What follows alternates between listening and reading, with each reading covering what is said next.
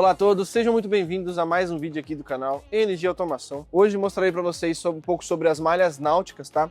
Então se você está precisando fazer organização de cabos, se você precisa que os seus cabos durem mais, eles estão tendo muito problema mecânico, né? Muito desgaste, ou está estragando com muita facilidade, essa aqui é uma boa solução para o seu tipo de processo. Acompanha comigo que eu vou te mostrar todos os detalhes que você precisa saber e para entender qual tipo usar, qual milimetragem correta e quando que a gente pode estar utilizando essas belezinhas aqui. Então vem comigo. Bom pessoal, eu trouxe aqui pra gente algumas milimetragens diferentes. Então eu tenho aqui a 50 milímetros, a 40, eu tenho aqui 8 milímetros e eu também tenho aqui a de 10 milímetros. Mas qual que é a diferença, né? Além do tamanho, né? E por que é sempre muito importante eu conseguir dimensionar corretamente qual a minha utilidade, qual a minha necessidade no meu painel, na minha máquina, por assim dizer. Porque essas malhas, elas são expansíveis e flexíveis, então elas têm um certo nível de dobra, de área que ela pode atuar. Então você ter um dimensionamento correto vai interferir razoavelmente na hora de você fazer a aplicação, porque se você dimensionar demais, pode ficar ruim na hora de fazer um acabamento, por exemplo, ou até mesmo na hora de você fazer a instalação dele, porque a gente utiliza ele justamente para fazer a proteção dos cabos. E se a gente dimensionar isso para uma coisa muito grande, pode acabar não tendo muito sentido e até perdendo um pouco do efeito de proteção, tá bom, pessoal?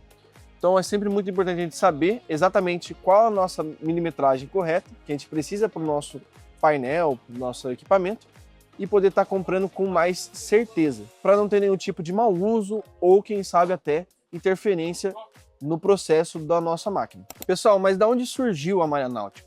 Bom, como o próprio nome já diz, ela surgiu da necessidade de utilizar em embarcações marítimas, fazendo a proteção contra a corrosão e até mesmo do desgaste pelo sol. Então a gente utiliza muito com calor, né, com coisas muito abafadas para proteger do desgaste físico mesmo, né, para a gente ter sempre uma boa qualidade dos nossos cabos e dos nossos equipamentos. Pessoal, também só um ponto que é importante esclarecer, ela foi inventada para ser utilizada sob calor, mas ela não resiste às chamas, tá?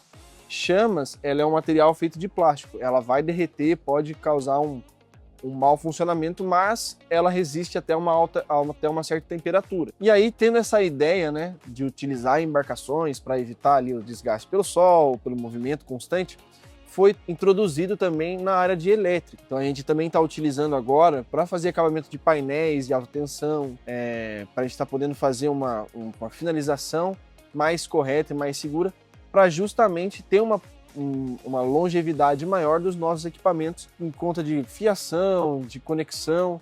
Então ela traz essa proteção maior para a gente. Também, pessoal, sempre vale muito pontuar para vocês que eu falei que ela foi inventada para resistir ao calor, ao sol, mas ela não é resistente ao fogo, tá bom, pessoal? Então a gente não utiliza ela em altas temperaturas ou até mesmo em altas tensões, onde pode gerar algum tipo de desgaste por meio de temperatura, porque ela pode acabar derretendo. Porque mesmo sendo uma malha náutica expansiva, ela é feita de vários filamentos de um tipo de plástico.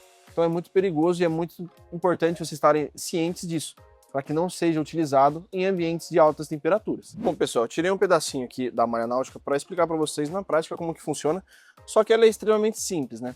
Então, se eu puxo, ela cria uma resistência, né? Ela flexiona, e se eu trago para trás, ela expande. Então, vocês podem ver, ó, que ela vai ficar bem grandona. Para quem conhece, ela lembra muito aquele famoso brinquedo chinês, onde você coloca os dedos e você não consegue tirar.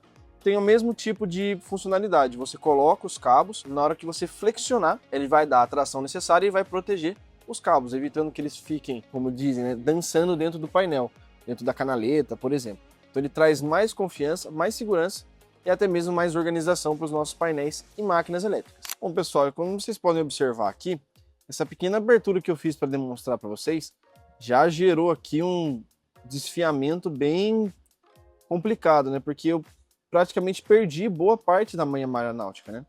Então como que a gente pode estar evitando, né, que isso aconteça? Como eu bem falei para vocês anteriormente, ela não é resistente a altas temperaturas. Então eu posso fazer o rompimento dela por meio de alguma tesoura que esteja quente, por meio de alguma ferramenta que esteja em uma temperatura elevada, ou até mesmo um isqueiro, né? Eu bato o isqueiro aqui e faço o corte de forma mais limpa, por assim dizer, evitando esse desfiamento que acaba comprometendo uma boa parte do uso da nossa malha náutica, né? Evitando uma perda desnecessária. Bom, pessoal, então algumas dicas também para quando a gente estiver fazendo a instalação e para fazer o uso correto, né, das malhas náuticas. A gente tem que tomar alguns cuidados, tá? Que foi o que eu já disse ao longo do vídeo. Evitar utilizar as malhas em temperaturas acima do limite. Se você comprar um rolo, por exemplo, ou se você olhar nas especificações do fabricante, ele sempre vem dizendo aqui quais são os limites que a malha da milimetragem aguenta. Então, seguir sempre dentro dos padrões exigidos pelo fabricante para que não haja nenhum tipo de dor de cabeça ou, quem sabe, até algum defeito mais preocupante. A gente também deve evitar deixar a malha sem um acabamento final, sem ali um PG ou algum tipo de prensa-cabo, porque senão ele pode ocorrer depois de um certo tempo operando, né, dentro de uma máquina, acabar desfiando mesmo fazendo corte com algum material quente. Até porque ele é um produto que você vai utilizar em um caso mais extremo, né? Então ele está ali para poder fazer com que os seus cabos não sejam danificados, mas sim ele. Então é sempre importante trazer a instalação de forma correta para evitar um desgaste desnecessário. E também como que você pode estar sempre mantendo uma boa vida útil, né? Tanto da malha náutica quanto dos seus cabos, né? Tá sempre atento, pessoal, a algumas inspeções periódicas. Porque como é uma coisa que vai receber um nível mais alto de desgaste, sempre tá bom tendo inspeções, não diariamente, mas cada semana, cada 15 dias, é sempre bom a gente estar dando uma olhadinha para ver como que tá a nossa malha náutica, certo? E aí, se necessário, fazer a troca, ou quem sabe mesmo, fazendo a troca de todo o chicote. E esse foi o vídeo de hoje. Espero que vocês tenham gostado, que vocês tenham entendido a funcionalidade e até algumas curiosidades sobre as malhas náuticas. Se vocês gostaram, deixe aqui nos comentários, a gente agradece muito a avaliação de vocês. Vejo vocês em um próximo vídeo. Até mais!